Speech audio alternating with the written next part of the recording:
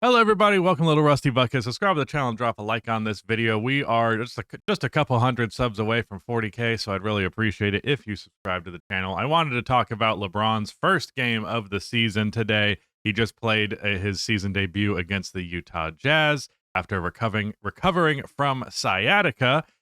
He had 11 points, 3 rebounds, 12 assists, and a steal, 4 for 7 from the field, 2 for 3 from outside, 1 for 4 from the line, which is not all that great, but he overall had a 63% true shooting percentage and was a +1 in a 16-point win. So that does look a little bit suspect. However, if you look at his on-off number, or if you look at the plus-minus dependent on half, see here he is -10 in the first half and +11 in the second half. I would really chalk that up to just Utah Jazz being a lot better in the first half than they were in the second half. They had 55 second half points, but 71 first half points. And there were a lot of people like hitting alarm bells being like, oh, LeBron's going to come and ruin all of this goodwill that has been started with this season. Austin Reeves is immediately going to suck. Luka is going to stop putting up 40 points per game or whatever.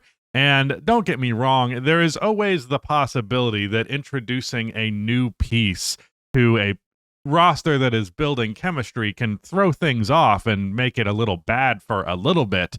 But pretty much immediately, I think LeBron showcased exactly why all of that was silly. I think a lot of this also just stems from very casual opinions from people who have not watched LeBron James in quite a while. Like Shaq was saying this bullshit. I know. Shaq having a casual, misinformed opinion about modern NBA basketball. Could you even fucking imagine such a thing?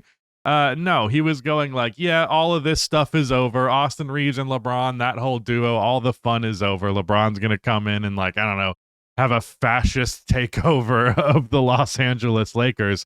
But for the last couple of years, and especially last year, LeBron James has consistently played more and more off of the ball.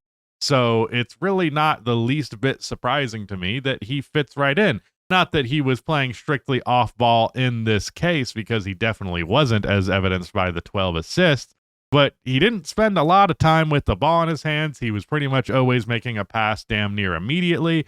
I will say Austin Reeves did have the ball in his hands less, which is why he only finished with 1 assist, but he still got his 26 points, still got 12 damn free throw attempts. So yeah, DeAndre Ayton had 20 points. He went 10 for 13 with 14 rebounds. He's been really awesome for the Lakers. I do intend on making a video highlighting him specifically.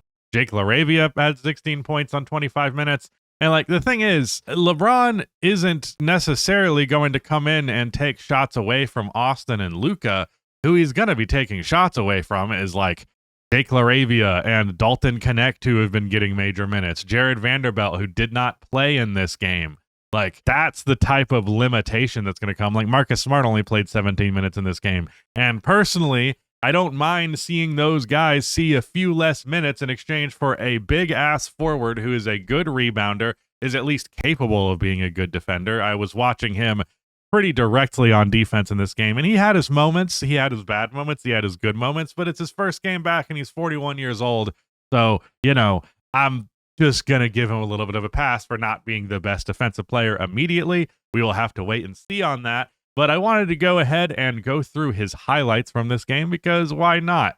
I will say, actually, I'll save that bit for the very end of the video. If I am not mistaken, this will be Reeves hitting LeBron on the elbow. Solid screen there by Marcus Smart to free him up. Ace Bailey just slightly too late to recover. Driving on Cody Williams, posting up, and he throws the lob to DeAndre, and he was really diming people up this game. Like, obviously the 12 assists is evidence of that, but like, for real, he was throwing some very nice passes. Transition 3 or semi-transition 3? Where was that in the shot clock? That seemed early.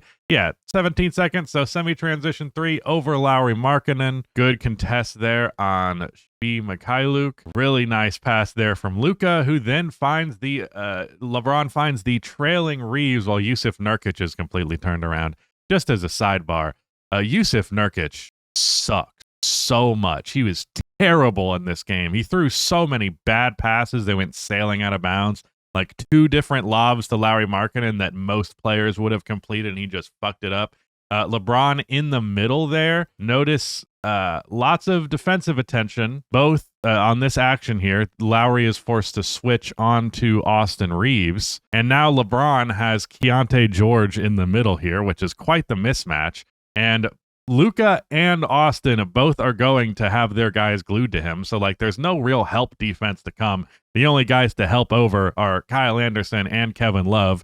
And that either means leaving Marcus Smart wide open from 3, which is not the worst thing in the world, or DeAndre Ayton cuts right as Kyle Anderson helps, and that ends up being a layup at the rim. So, honestly, all things considered, it could have gone even worse than this. So, like, that is a really advantageous position that he was put in there. And, like, imagine this same play, but instead the ball is going to Jared Vanderbilt. Like, this is objectively a massive improvement for their offense. Really nice read there. Really good attacking of the mismatch. He's got a Collier on him. He throws the cross-court dime to Gabe Vincent to beat the third quarter buzzer. That pass was fucking dope. Now Jackson Hayes, doesn't even contact really on the screen, but Yusuf Nurkic, bum-ass Yusuf Nurkic completely misreads the situation and just allows the most wide-open dunk in NBA history. That's in a half-court set anyways. Skip pass to the corner for Gabe Vincent, who does the sidestep to avoid Bryce Sensabaugh. Very nice move right there. If there's one thing Gabe Vincent can do, it is hit some three-pointers. Screen from Ayton, drives baseline. Really nice pass. Really nice pocket pass inside to Ayton there. Yusuf Nurkic again. Terrible fucking defense. I could not, I'm sorry to make this such a Yusuf Nurkic hate video, but I'm not sure there's going to be too many of his fans in the comments section who are upset with it. I just could not get over how awful he was for this entire game. Once again, really nice pass. Like, this transition passing, Austin Reeves gets it to LeBron, whose man is behind him, and then Nurkic has to step over, and DeAndre Ayton just gets a free layup. Screen, Gabe Vincent, or really more into a post-up. Finds LaRavia on the backdoor cut. Dude, oh my God, Yusuf Nurkic is such a dog shit defender. What are you doing? What is the point of you showing right there? You know you're slow as fuck and you're not going to get back, right? What the hell? Austin lobs it up to LeBron. He misses that, but he does the pass fake and then finds LaRavia in the corner. I believe that was his last assist of the game. Yeah, really, really nice stuff. The thing about this team, LeBron, Austin Reeves, and Luka Doncic is the best playmaking trio that the NBA has ever seen. It is incomparable. There is nobody else that I can even think of that throughout history has 3 guys who on any given night you'll see that they have double-digit assists, and it is not a big deal at all.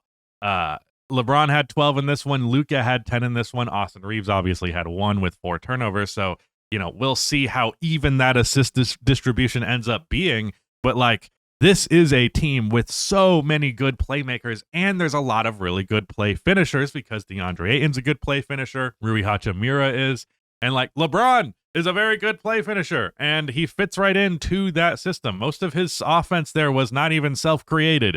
So, like, I really did not fully understand the alarmism about LeBron returning. Do not get me wrong. Again, there is always a little bit of an adjustment period that happens, and I think that first half being so poor for LeBron in terms of his on-off was exactly evidence of that. But, like, I really just didn't get it. Like, I get LeBron's old as shit, but it's precisely because he's old as shit that he does not do too much. He really doesn't do too much anymore. He does exactly as much as is necessary. And, like, this offense just looks deadly. I didn't even mention Jake LaRavia as a really good play finisher. Like, the catch and shoot 3, the backdoor cut, excellent stuff. I think the Lakers are going to be really, really good, even more so with LeBron. Like, it was really striking me in the moment when I saw that lineup out there of Austin, Luka, LeBron, Rui, and Ayton. That is such a phenomenal offensive starting 5.